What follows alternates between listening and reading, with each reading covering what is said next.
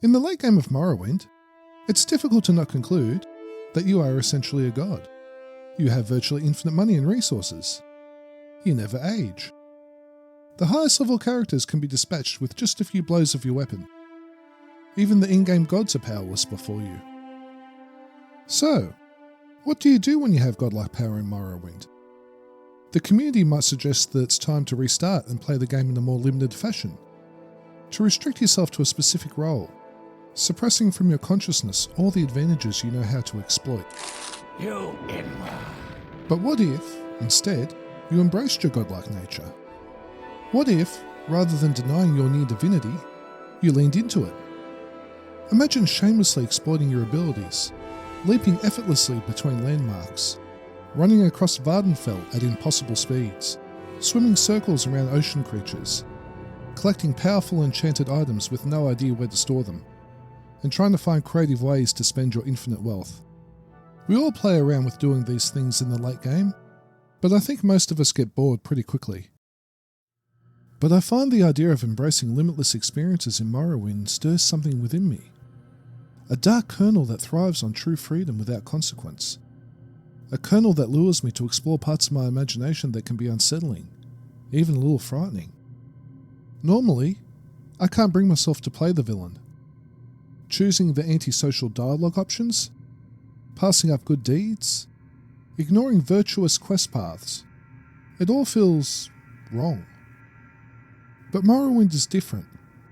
In its late game state, free from the moralizing visions of its designers, I find myself looking inside to parts of me left unexplored for inspiration, and I can't help but wonder, can I truly tap into my darker side?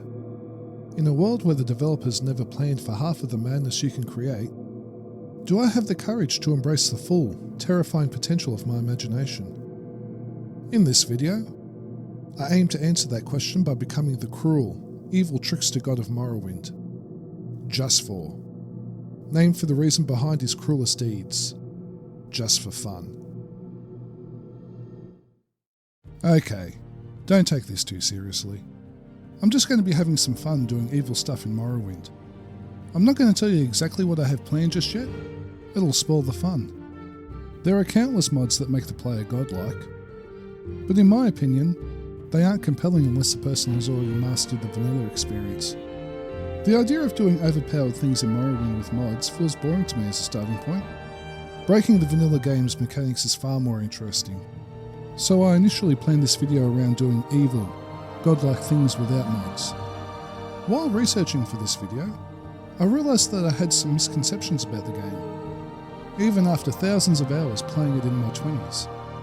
For example, I just assumed Morrowind had reverse pickpocketing, like later Elder Scrolls games.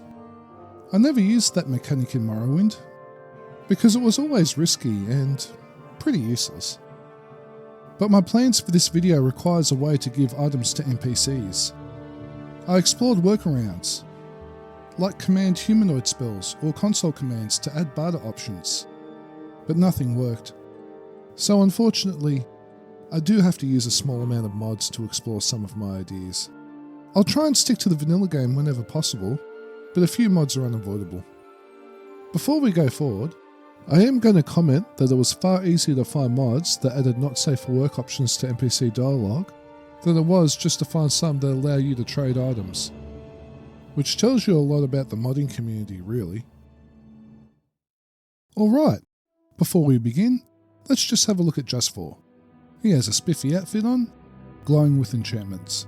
The enchantments aren't so much for our god roleplay, just a lot of quality of life features, such as permanent night eye, constant restore health, and constant jump, things like that.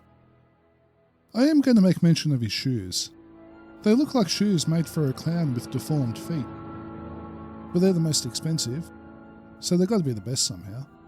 Now it's time to start Just4's first truly evil deed. I broke a few bones on the way down to the stilt strata, but Just4 is pretty resilient and will heal up by the time he reaches Vivec City. I'm going to start small to begin with. I've decided that the first victim is going to be Draine Thelas. Players should know her as the eccentric dark elf who collects pillows and is scared of rats. Rats and pillows, rats and pillows. It was this association that inspired my first evil idea. The other association I have with rats in Morrowind is Yingling Half-Troll, a Halahu councillor who for some reason doesn't live in the Halahu canton but in one of the poorer ones near the temple. We share the same company. What can I do for you? Maybe they put him there so players actually have a reason to visit that particular canton. Anyway, he collects rats and has a cage full of them under his manor. He says they're prize rats, but they would also be a good way of disposing of dead bodies. Best not to think about it. I am concerned that the rats have been pre-aggroed. It might be tricky keeping them in the pen when I come back and open the door. I'll purchase a calm creature spell and cross that bridge when we come to it. I then realised I'd forgotten to stock up on some golden saint souls. They're the only ones capable of giving constant effects to enchantments. I think it's a bit of a dick move to summon faithful servants from Oblivion and then instantly attack them and trap their souls, but that's how the game is played. Then I go to Gelbadier, who is definitely not shy about displaying the best of the gaudy loot I've been trading with her. She helps enchant some items because I have money to spare, and it's a pain to constantly fail at making enchantments without her help. I enchant a constant restore health ring and a constant paralyze ring. Vanilla Morrowind doesn't have any items that can handle a constant paralyze enchantment, so I had to fix that with a mod. I think I have everything I need at this point, except for pillows. Luckily, I know exactly where one eccentric dark elf has been storing a large stash. It means I don't have to go around stealing individual pillows from people's beds. Just 4 isn't that cruel. I'm finally ready to take Drelane to her horrible fate. I cast a custom command humanoid spell called Just 4's Charm, and we both head out to Vivec City.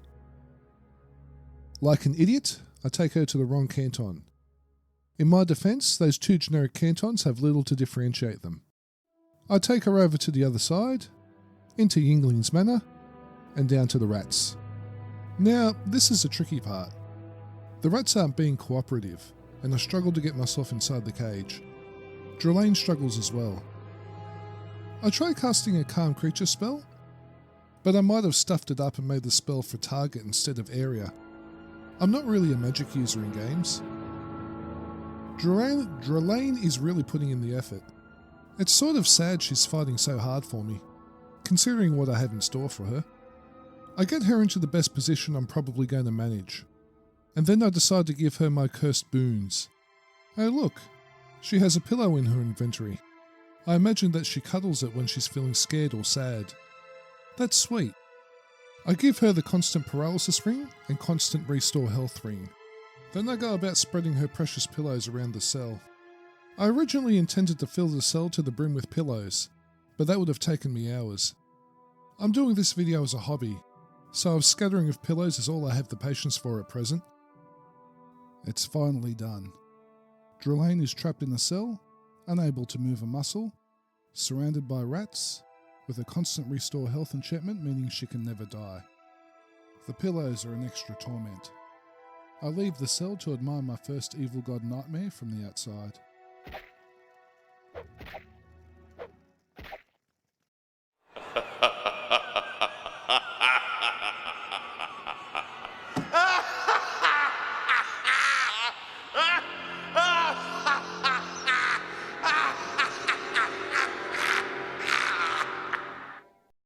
I forgot to add footage of me locking the cell door with a custom spell.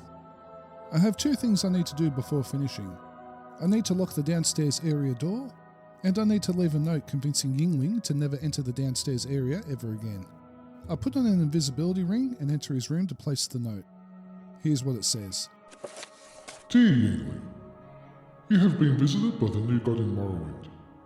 I have taken possession of the downstairs of your manor for my purposes. You are instructed to make sure no one is to ever disturb what is taking place down there. Defy me, and the consequences will be worse than your imagination can comprehend. Just 4. I forgot to compensate him for his trouble. Next time I come around, I might leave him some money or one of my many enchanted items that I've picked up along the way. And I think that's about it for my first Evil God project. If you use your imagination, I think I'm pushing the limits of what's messed up. This is also where I should end the video. I'm fairly new to long-form editing, and it's taken me a lot longer than I originally thought it would. I'm aiming to make videos around half an hour at a minimum. Something you can confidently put on before going to bed, knowing that you'll probably be asleep before the video ends. I need some more experience before making a video of that scope. This project has taken me an embarrassing long time as it is. I do have plenty of ideas for other videos of this kind. Some pretty evil, messed up scenarios if I do say so myself. Leave a like and a comment if you'd like to see more. Thanks for watching, and I hope to see you again.